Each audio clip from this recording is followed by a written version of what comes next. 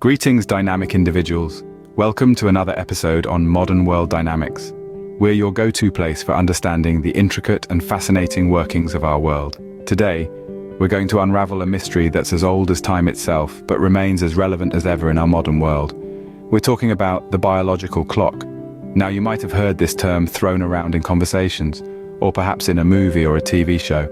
Essentially, it's a metaphorical clock ticking away, often associated with our ability to have children. But what if I told you there's more to it? It's also about the quality of our eggs or sperm, and even the psychological pressure to have a child by a certain age. It's a vast and complex topic, but don't worry, we're going to break it down for you. In today's episode, we're diving deep into the connection between your biological clock and fertility, so stick around. So, what's this biological clock everyone keeps talking about? The term biological clock might conjure up the image of an alarm clock ticking away inside our bodies, but it's not quite as dramatic, although the concept isn't far off. Our biological clock is a metaphor that represents the window of optimal fertility in our lives, and it's tied to our age. Imagine a vast sparkling sand timer, much like the ones you've seen in old movies or perhaps in a board game. Each grain of sand that slips through represents a moment in our lives. When we're young, the sand timer is full, symbolizing our peak fertility period. But as we age, the sand continues to fall, representing the gradual decline in our fertility. Now let's add another layer to this image. Picture that the sand grains themselves represent the number and quality of eggs in women and sperm in men. In the early years, these grains are plentiful and robust. For women, fertility peaks in the early 20s and starts to decline after the age of 32. Men experience a similar decline, though it typically begins a bit later in their 40s.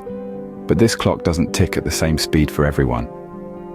Certain conditions and lifestyle choices can speed up or slow down this process. So while our sand timer provides a useful visual, remember that it's a generalization. Each person's biological clock is unique, and there are many factors at play. While the physical aspect of the biological clock is tied to fertility, it's also important to recognize the psychological element. Many people feel a societal pressure to have children by a certain age, adding a ticking sound to our metaphorical clock. It's this combination of physical and psychological factors that gives the biological clock its power and urgency. But how does this ticking clock impact fertility? Let's find out.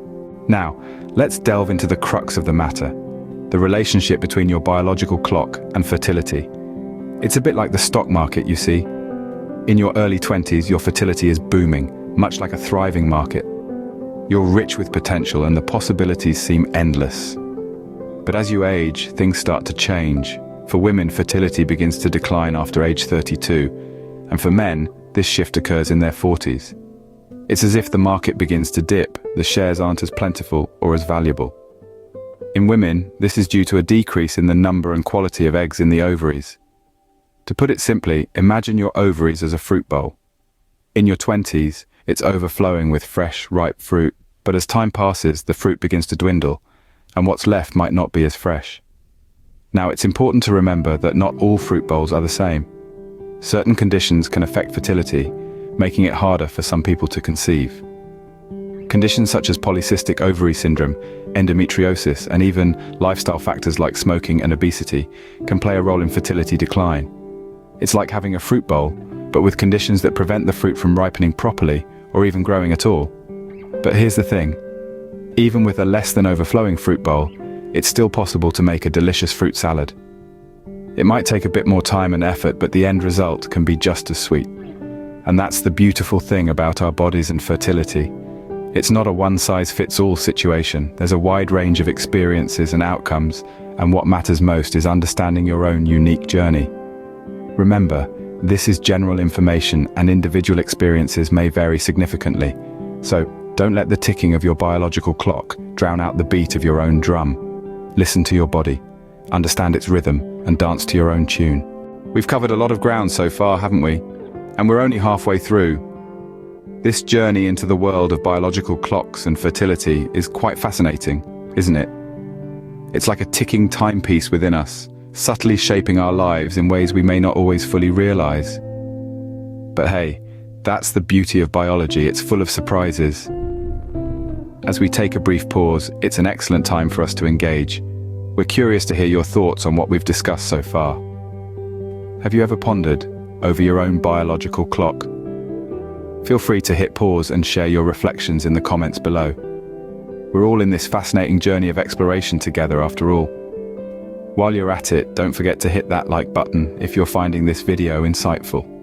And hey, why not subscribe to Modern World Dynamics so you don't miss out on our future adventures into the intriguing world of, well, everything.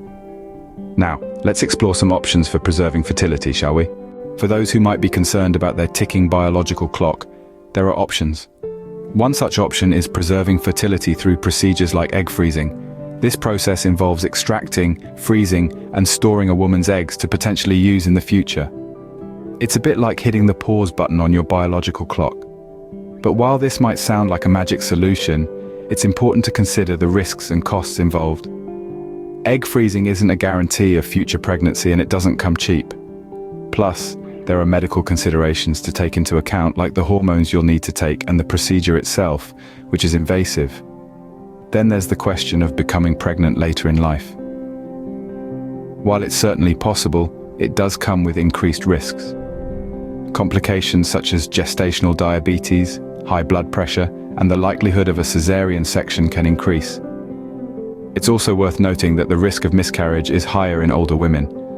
But in the grand scheme of things, the most important thing to remember is this: reproductive choices are deeply personal. They should be made in your own time, based on your unique circumstances and feelings. There's no one-size-fits-all answer when it comes to fertility and the biological clock. It's not a race, and it's definitely not a competition.